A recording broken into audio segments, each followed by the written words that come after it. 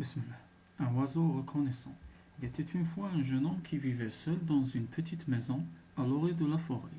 L'hiver était rigoureux et une épaisse couche de neige recouvrait la campagne. Un soir, alors qu'il rentrait chez lui et marchait péniblement dans la neige, il entendit des plaines. Il se dirigea vers le champ d'où montait celle-ci et découvrit une grue allongée sur la neige. L'oiseau avait une flèche plantée dans l'aile. Le jeune homme qui avait bon cœur se pencha sur lui et retira doucement la flèche. L'oiseau libéré s'envola et disparut dans le ciel. Le jeune homme rentra chez lui. Il était pauvre et sa vie n'était pas facile. Personne ne venait jamais le voir. Aussi ce soir-là, quand à la nuit tombée, on frappa à sa porte, il se demanda qui pouvait bien lui rendre visite à une heure si tardive.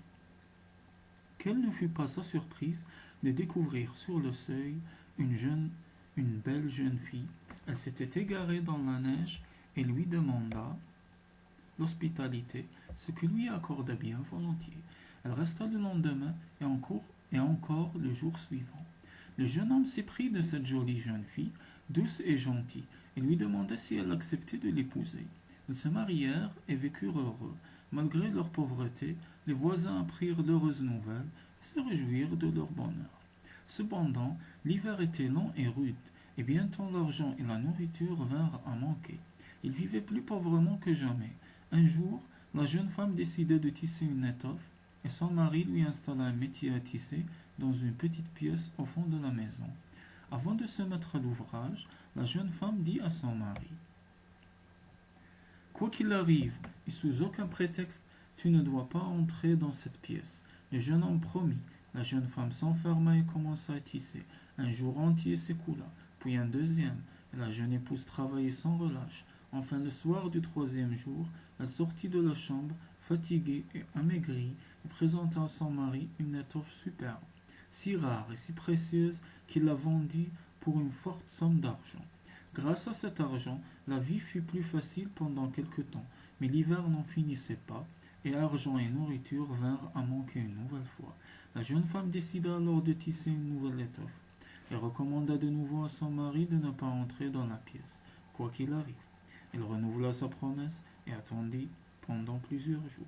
Enfin, le soir du quatrième jour, sa femme, un peu plus pâle et amaigrie, apporta une nouvelle étoffe, encore plus magnifique que la précédente. Le jeune homme partit à la ville et revint avec une somme d'argent plus importante que la première fois. Grâce à sa femme, le jeune homme était heureux et sa vie plus douce qu'avant, mais il en vint à désirer encore plus d'argent.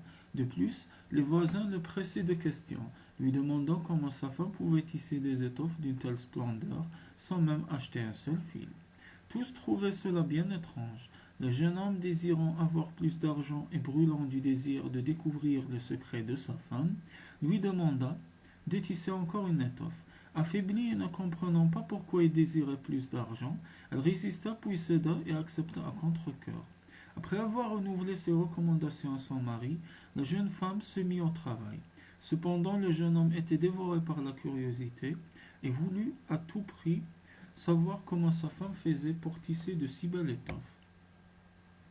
Oubliant sa promesse, il alla sans bruit jusqu'à la chambre où la jeune femme tissait sans relâche et entr'ouvrit doucement la porte. Mais ce n'était pas sa femme qui tissait, et cela le surprit tellement qu'il laissa échapper un cri. C'était une grue, et le bel oiseau arrachait ses plumes une à une et s'en servait pour tisser une somptueuse étoffe. Quand la grue s'aperçut de sa présence, elle reprit les traits de la jeune femme.